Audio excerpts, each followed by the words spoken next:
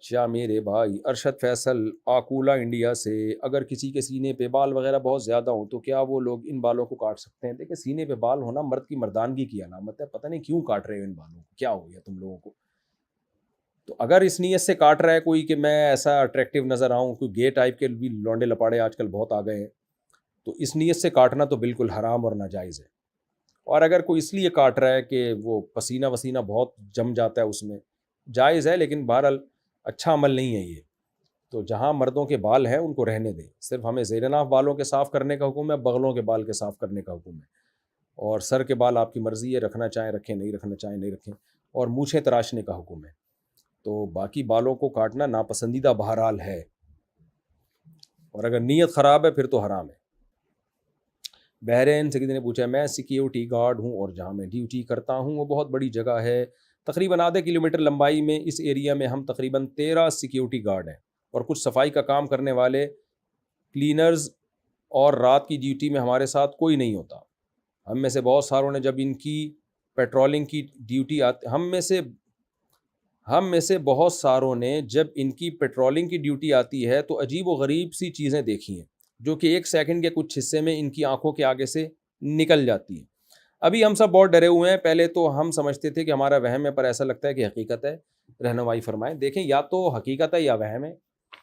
حقیقت ہے تو کوئی ہو سکتا ہے کوئی چیز گزر رہی ہو آپ کے آگے سے، آپ کو نہ پتہ چل رہی ہو۔ بہت دفعہ آدمی کی جو آگے سے چیزیں گزر رہی ہوتی ہیں اس کو پتہ نہیں ہوتا، تو دن کی روشنی میں گزرتی تو پتہ چل جاتا نا وسیم گزر رہا ہے یا غفار بھائی گزر رہے ہیں۔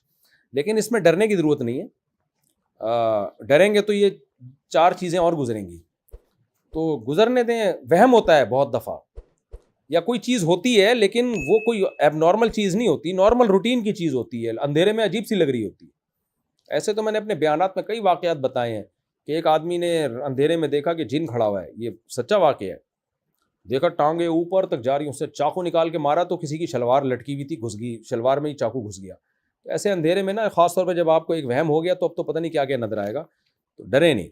پھر بھی کوئی چیز سامنے آگے کھڑی ہو جائے تو رکھ کے چماٹ لگا دیں، آئندہ کبھی بھی نہیں آئے گی۔ لیکن اگر ڈر گئے یا کسی عامل کے پاس چلے گئے، او ہو بس سمجھو زندگی برباد۔ ساری زندگی اپنے بھی بنیان سنگھاتے رہو گے، عاملوں کو، اپنی بیوی بچوں کے بھی بنیان سنگھاتے رہو گے، پھر تمہارا مقدر یہ ہوگا۔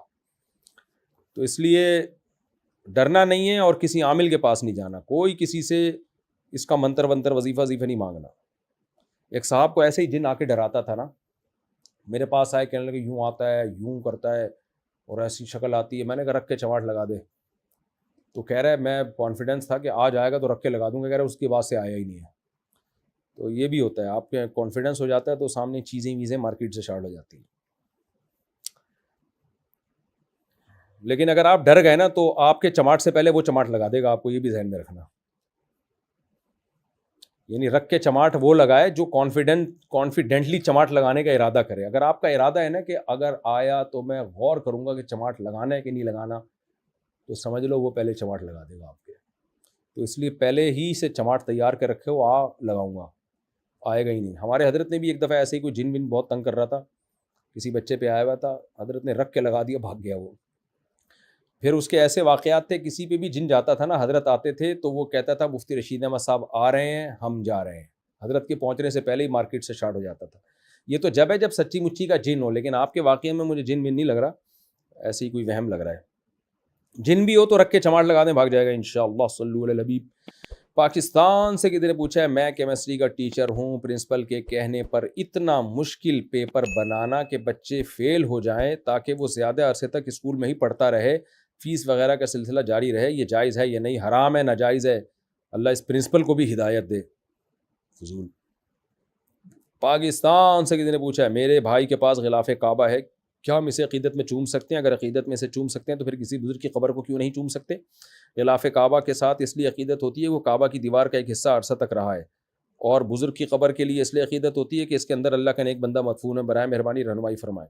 قبروں کو چومنا حرام ہے بھائی، شریعت کا حکم ہے، اس لیے ہم نہیں چوم سکتے۔ بیت اللہ کی دیوار کو چومنا تو سنت ہے، اور اس میں بھی حجر اسود کو چومنا سنت ہے۔ حضرت عمر نے حجر اسود کو چوما تھا، فرمایا تھا کہ اللہ کی قسم نہ تو نفع کا مالک نہ نقصان کا مالک، میں تجھے صرف اس لیے چومتا ہوں کہ میں نے نبی کو دیکھا ہے تمہیں حجر اسود کو چومتے ہوئے۔ تو اس لیے پہلی بات تو یہ جو بیت اللہ کے غلاف بٹ رہے ہیں نا، ان میں ڈرامے بازی بہت ہے، فیک غلاف بن رہے ہوتے ہیں اور دے دنا دن تقسیم. ایک عامل ہے روحانی عامل, ہر 4 دن کے بعد وہ بیت اللہ کے غلاف لا کے لوگوں میں بانٹ رہے ہوتے ہیں. ہم نے تحقیق کرائی, پتہ چلا وہاں کچھ لوگوں نے فیکٹریاں کھلی ہوئی ہیں, بیت اللہ کے غلاف بنا بنا کے بانٹ رہے ہیں. تو بیت اللہ کے غلاف اتنی آسانی سے نہیں ملتا, آپ تحقیق کر لیں یہ جس کو چوم رہے ہیں وہ بیت اللہ کا غلاف ہے بھی کہ نہیں ہے.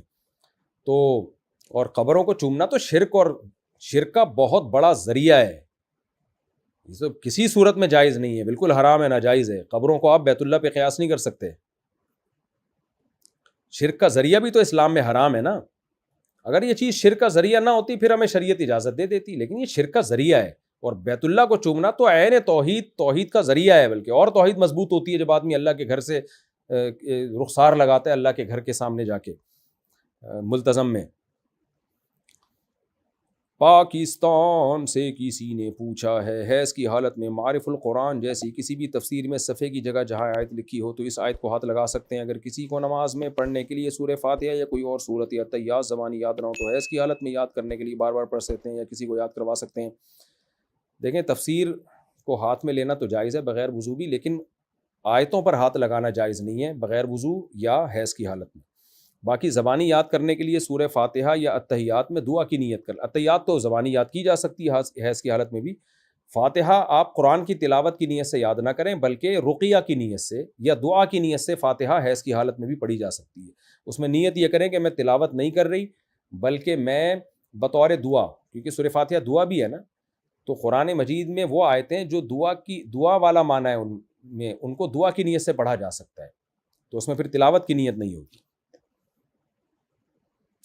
رضوان صاحب انڈیا سے, میری عمر 25 سال ہو گئی ہے, میرے رشتے بھی آ رہے ہیں مگر میں بچپن سے کمزور ہوں, کیا مجھے شادی کرنی چاہیے؟ دیکھیں, رشتے آپ کو آ رہے ہوں گے, آپ کی باڈی کو دیکھ کے ہی آ رہے ہوں گے نا, ان کو پتہ ہے کہ یہ کیا ہے, کتنا ویٹ ہے ان کا, کتنے باریک سے, تو اس لیے آپ کے لیے شادی جائز ہے. سامنے آپ نظر آ رہے ہیں. البتہ کمزوری سے آپ کی مراد اگر آپ مردانہ لحاظ سے کمزور ہیں, بالکل ہی کوئی آپ کے اندر کوئی وہ قوت ہی نہیں ہے, تو پھر آپ شادی نہ کریں, یہ دھوکہ ہوگا. کرنی ہے تو لڑکی والوں کو پہلے بتا دیں کہ میں سیکشولی ویک ہوں, تاکہ دھوکہ نہ ہو. دھوکہ دے کے شادی حرام ہے, ناجائز ہے بھائی.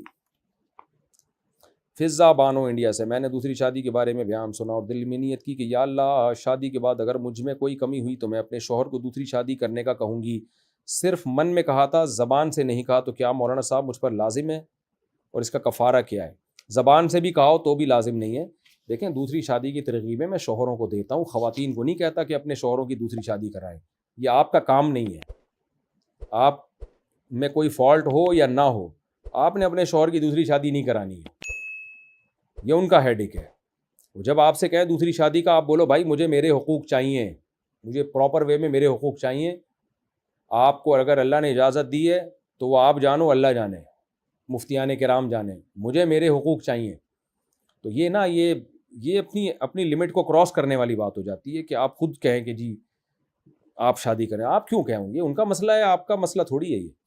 اس سے نقصان آپ کو ہوگا. کل بار بار جب بھی مسائل تو ہوتے ہیں 2 شادیوں کے بعد, جب بھی مسائل کھڑے ہوں گے بولیں گے تم نہیں تو بولا تھا کر لو, تم نہیں تو بولا تھا. تو آپ کے حقوق بھی ادا نہیں کرے گا میاں, اور بلیاں بھی آپ کے اوپر ہی ڈالے گا. بعض دفعہ ایسے ہوتا ہے, بیوی نے اپنے شوہر کی خود شادی کرا دی, اب شوہر جب ٹینشن میں آیا, دوسری بیوی چلاک نکلی, اس نے شوہر کو اپنا یرغمال بنا لیا اور پہلی کو اب یہ لٹکا رہا ہے. پہلی کہہ رہی ہے بھائی یہ کیا کیا تم نے, تم نہیں تو بولا تھا کر لو, تم نہیں تو بولا تھا کر لو. یہ ڈرامے بازی ہوتی ہے. پھر آپ بولو بھائی یہ مجھے تکلیف ہوتی ہے, میں سوکن پہ ہر عورت کو تکلیف ہوتی ہے, عورت کی محبت ہے یہ, تو آپ میرے سامنے یہ ذکر نہ کیا کرو. آپ کو اللہ نے اجازت دی ہے تو اللہ جانے, آپ جانے. اللہ نے مجھے تو نہیں کہا کہ, اگر اللہ نے یوں کہا ہوتا نا قرآن میں, کہ اللہ نے جو قرآن میں کہا ہے وہ یہ کہا ہے, مردوں کو کہا ہے کہ فن کی ہو ما طاب لکم من النساء مثنی و ثلاث و رباع. اے مردوں, دیکھو مردوں کو خطاب ہو رہا ہے کہ تم میں جو عدل کر سکتا ہے وہ 2 3 4 شادیاں کرے, اور جو عدل نہیں کر سکتا وہ 1 کرے. عورتوں کو نہیں کہا کہ اے خواتین تمہارے میاؤں میں جو 2 بیویوں کے حقوق ادا کر سکتا ہے تم نے ان کی 2 3 4 کرانی ہے. اللہ میاں نے عورتوں کو کہیں نہیں کہا. اس لیے میں خواتین میں یہ بیان کرتا ہی نہیں ہوں کہ اپنے میاؤں کی 2 شادیاں کرائیں. یہ پرلے درجے کی بے وقوفی کی بات ہے, حماقت کی بات ہے. ہاں بس عورت میں اتنا ہے کہ اگر شوہر نے کر لی ہے تو اس کو بتنگڑ نہ بنائے, شریعت کے حکام کا مذاق نہ اڑائے, دوسری شادی کا مذاق نہ اڑائے. اور اتنا ریئیکشن نہ کرے کہ وہ طلاق پر مجبور ہو جائے، کیونکہ حدیث میں منع کیا، نبی صلی اللہ علیہ وسلم نے فرمایا کہ عورت کبھی بھی اپنے شوہر سے اپنی سوگن کی طلاق کا مطالبہ نہ کرے. اگر شادی کر لی ہے شوہر نے، پھر بیوی مطالبہ کرے کہ دوسری کو طلاق دو، یہ ناجائز ہے. بھائی اب ہو گیا تو کمپرومائز کریں، جب ہو گیا جو ہونا تھا ہو گیا، ٹھیک ہے، طبی طور پہ عورت کو غم ہوتا ہے، لیکن طلاق پہ مجبور نہ کریں شوہر کو کہ اس کو طلاق دے. اور آپ نے اس کی حکمت بتائی، فرمایا کہ جو جتنا تمہارے مقدر کے حقوق ہیں نا وہ تمہیں مل کے رہیں گے. عورتیں یہ سمجھتی ہیں نا میاں نے دوسری شادی کر لی تو اب میاں کی آمدن ڈیوائیڈ ہو جائے گی، میاں کی محبت ڈیوائیڈ ہو جائے گی، ٹائم ڈیوائیڈ ہو جائے گا. تو نبی نے فرمایا کہ نہ نہ نہ نہ، کچھ بھی ڈیوائیڈ نہیں ہوگا.